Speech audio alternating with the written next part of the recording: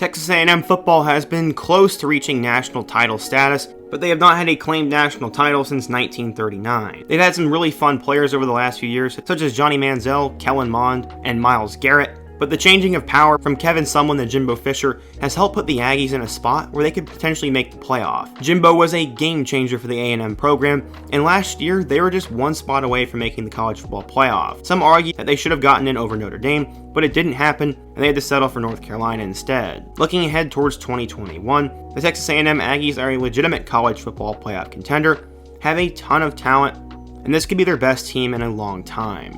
In today's video, we're going to preview the Aggies, go through their roster and their depth chart, some of the major storylines, and then predict their schedule, and talk about the truth about the team.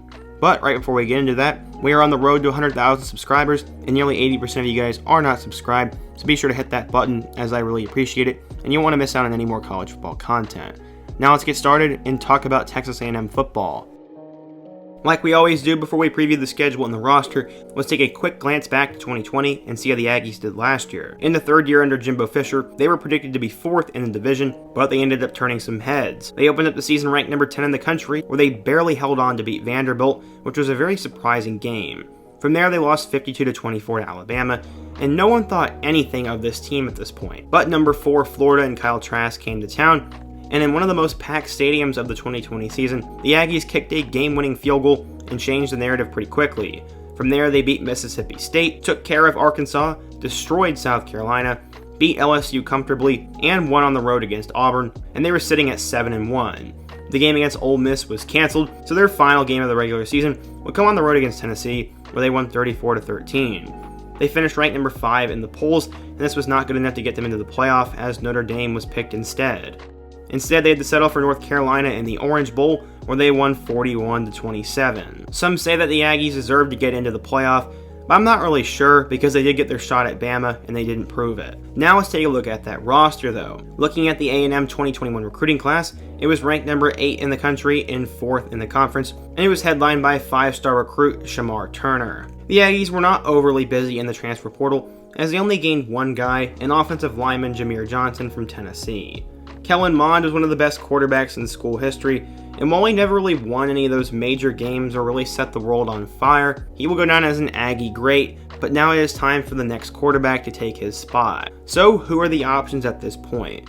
Most likely Haynes King is going to be the starter, as he was a big-time recruit in the 2020 class and saw a couple snaps last year as the backup. Haynes King has unlimited potential, and I really do think he's going to be a star in this league, but he's got to make sure he beats out upperclassman Zach Calzada, who will more than likely be the backup. From there, you'll have true freshman Eli Stowers, but if we get to him, then Texas A&M has some problems. They have Connor Weigman and Eli Holstein signed in their next 2 classes, so the future at the quarterback position is looking really good for A&M, but right now, we need to see Haynes King step up, as he is literally the key to this season. A&M is arguably the best returning running back room in the SEC, as they're headlined by what some say is the best running back in college football in Isaiah Spiller. While I don't think he is the best running back in college football, he is a star and he's going to be a big key for this year. Behind him, you have a big-time player in Devon Akane. I hope I said his name right. He could probably start at most of their Power 5 schools, and he is seen as a big-time NFL draft prospect. Those 2 guys will be a 1-2 punch for this offense and should give a break to Haynes King until he can figure it all out.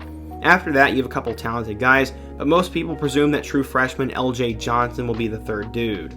The receiving game has some talent, as the best wide receiver on the roster in my opinion will be Chase Lane, who will be a redshirt sophomore.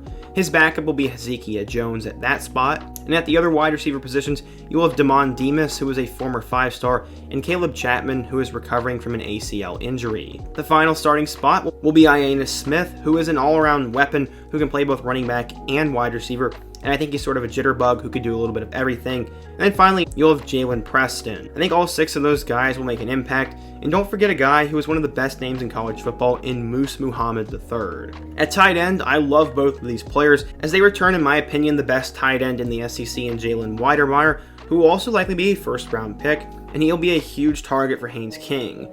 His backup will be Baylor Cupp, who's another big-time recruit in that 2020 class, who will make an impact in the future and be a solid second option. When you go to the offensive line, you're more than likely to see Kenyon Green start at left tackle, Aki Ogunbayi at left guard, Luke Matthews at the center spot, Layden Robinson at the right guard spot, and finally at right tackle, Blake Traynor, and I also do believe Tennessee transfer Jameer Johnson will play as well. Moving over to the defensive side of the ball, on the defensive line, you're going to see guys like Michael Clemens, Tyree Johnson, Donnell Harris, Michael Clemson, and Fidel Diggs, with the big superstar being DeMarvin Leal, who is seen as a top 10 pick in some people's eyes. At the nose tackle spot, you're going to see McKinley Jackson and Isaiah Rakes, and then Jaden Peavy and Ardarius Jones will also play as well.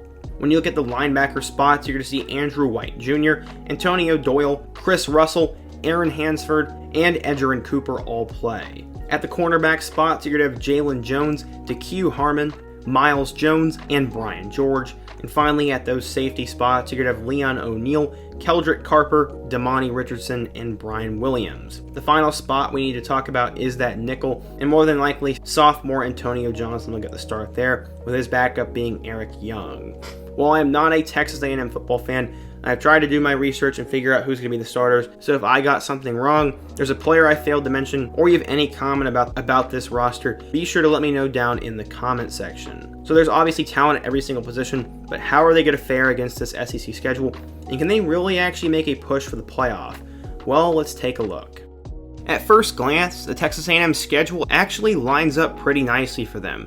They open up the season at home against Kent State, and there is absolutely no reason why the Golden Flashes should be in this game, and it'll be 1-0 for the Aggies. In week 2, they kind of have an interesting matchup, as they will go to a neutral site game in Denver and play against the Colorado Buffaloes. While Colorado was the surprise team of the Pac-12 last year, I'm really not very high on the Buffaloes going into this year, and while I love that program and Carl Durrell, I think they're going to take a step back, and last year was kind of fool's gold.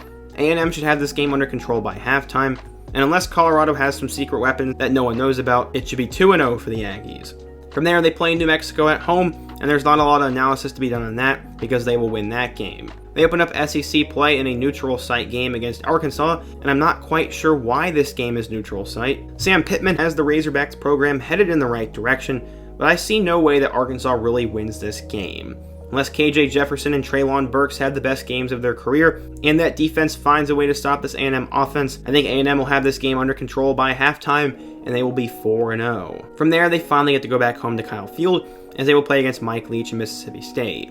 This is somewhat of a trap game, as we really have no idea what to expect from a Mike Leach team, and we do know they're going to throw the ball a lot. A&M's defense and secondary will have to play very well, but at the end of the day, I think the Aggies are the better team. I think they'll start out 5-0 and potentially be ranked in the top 3 going into their matchup with Alabama. This game will determine the season for them, as if they do win, they will be in the driver's seat of the SEC West, and if they lose, they'll have to somehow hope for 2 losses from Bama, which just probably is not going to happen. In my Alabama football preview, I actually said this game is 50-50, and instead of just going with 12-0 chalk for the Tide, I'm going to make a bold prediction and say that Texas A&M wins this game at home. Well, if I had to put my money on it, I would say Alabama wins. Sometimes you just got to go with your gut, and I think Texas A&M is finally going to pull it off. I think Bama is in a little bit of a down year and a little bit of a rebuild, so I think A&M is going to take advantage of it and win this game. I could very well be wrong, but who knows. The following week, they play an interesting game as they go on the road to Missouri. They have lost their last 2 matchups to the Tigers, and this game will be on the road,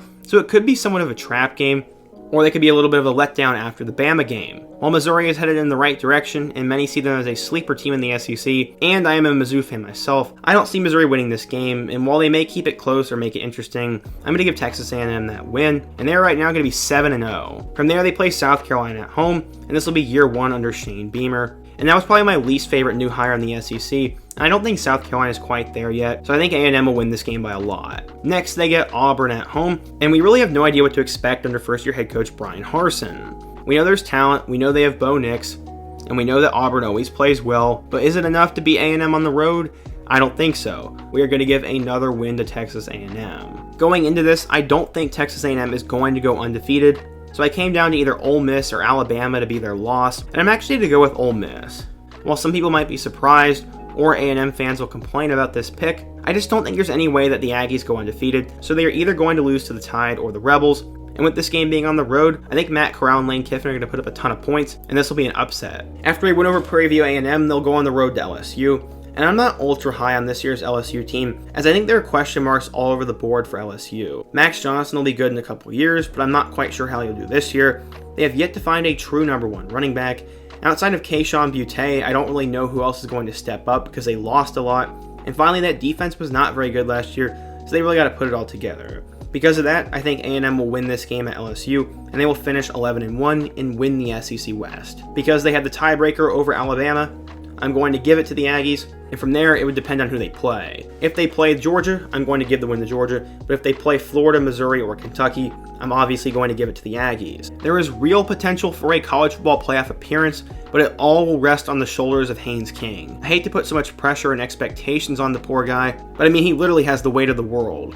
They have pretty much everything figured out, they have a good coach, they have a schedule that lines up, and talent all across the board, but it's just literally going to come down to whether Haynes King can put it all together and lead this team to wins. The 3 games on this schedule that will determine it all will be the Alabama, Auburn, and Ole Miss games, and outside of maybe LSU and Missouri, I really don't think there's that many threats to this team. Let me know what you guys think though. I could be dead wrong on some of my predictions, so be sure to let me know what you agree and disagree with. How will the Aggies do in 2021? Are they a playoff team? And also let me know what program I should take a look at next. Be sure to let me know down in the comment section. Hit that like button before you go, subscribe, and check out all my other videos on the end screen and all my previews. I hope to see you guys again soon, but until next time, peace.